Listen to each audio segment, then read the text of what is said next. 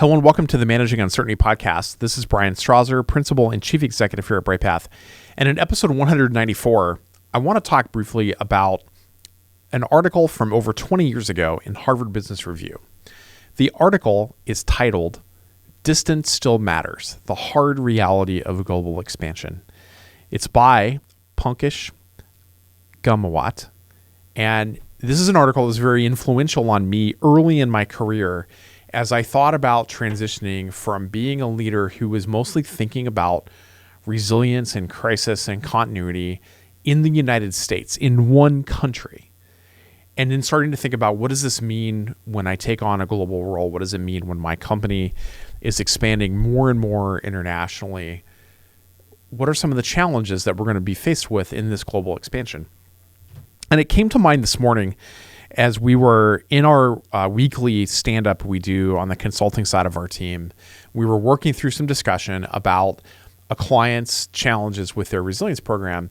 And I was reminded of this article because one of the challenges that we were seeing with this organization is that the further that facilities and teams were from the hub of the organization, from the headquarters of the organization, the more challenging and the more disconnected that we saw. And it reminded me of some of the challenges that Pankaj covers in this article. And I want to talk about what those are. As you think about global expansion of organizations and about learning how to manage teams that are around the world, we have this very interconnected world, but businesses are increasingly thinking and seeking about expanding into new markets. And that brings a certain allure to it. We have this strong desire to expand globally, but it's important to remember the key message from the article is that distance still matters. In the article, Pankaj presents what he describes as the CAGE framework, that's C-A-G-E, and it highlights the 4 dimensions that create distance between countries. And those are cultural, administrative, geographic, and economic. So let's start by talking about cultural difference. This dimension really emphasizes the differences culturally between countries. It involves language and religion and social norms and values between countries. The companies need to be aware of these differences and they must adapt their products, their marketing, their communication, their hiring strategies accordingly. And failing to do so can lead to misunderstandings and missed opportunities for the business. The second part of the CAGE framework is administrative distance. This is a dimension that encompasses the differences in political systems, legal frameworks, and regulations between countries. Navigating these complexities is challenging, and businesses must consider how they will impact their operations, their taxation, and their compliance. The third element of the CAGE framework is geographical distance, or geographic distance. And technology has certainly made this feel smaller than it used to be. Physical distance and the associated logistical challenges, though, are still important factors for businesses to consider. Transportation costs, time zones, infrastructure, these are all things that can impact a company's ability to operate efficiently in a global market. And lastly, we have economic difference.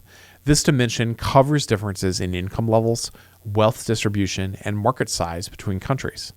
Companies have to assess whether their products or services will be affordable and desirable in the target market and whether the economic conditions will support their business objectives. Ghemawat's CAGE framework serves as a reminder that despite the apparent ease of global expansion, that businesses must carefully evaluate the barriers you might face in foreign markets. By understanding and addressing these different dimensions of distance, companies can be better prepared for the challenges of global expansion and increase their chances of success. I find this article really insightful from a resilience standpoint as well, because these same distances and challenges apply even if we're not the ones as resilience leaders that are leading that global expansion. If your company's headquartered in the United States and you're expanding into India and you need to build business continuity and crisis management strategies that will be effective in India, you cannot take on the same approach that you have here in the United States. For example, earlier in my tenure as the head of crisis management for a large global retailer, I was confronted with a pretty significant potential disruption in India around a court decision. The court decision was essentially around an issue of significant religious sentiment to the Indian people. I have to admit, when I first heard about this, I didn't understand how that could be a crisis. Like, what? It's a court decision. Like, what possibly could this mean? But it actually had the potential for a significant general strike across the country, and it wasn't just religious in nature. It tied to political differences within India that the country was dealing with across different provinces and with the federal government in India. I had to learn about that cultural distance and difference with the United States. And as you think about your resilience strategies outside the United States or outside of the home country that we're talking about, that your organization is based in, these kind of differences are significant. And I think reading Pankaj's article can really help you close that gap and learn more about what those challenges are, the hard reality of global expansion. It's important to remember that distance still matters in the world of global business, and the CAGE framework described in the article provides a useful tool for evaluating the various dimensions of distance, helping you make more informed decisions and develop strategies that are tailored to each new market and each new area that your company may enter or currently does business in today. That's it for this edition of the Managing Uncertainty podcast. We'll be back next week with another new episode. Be well.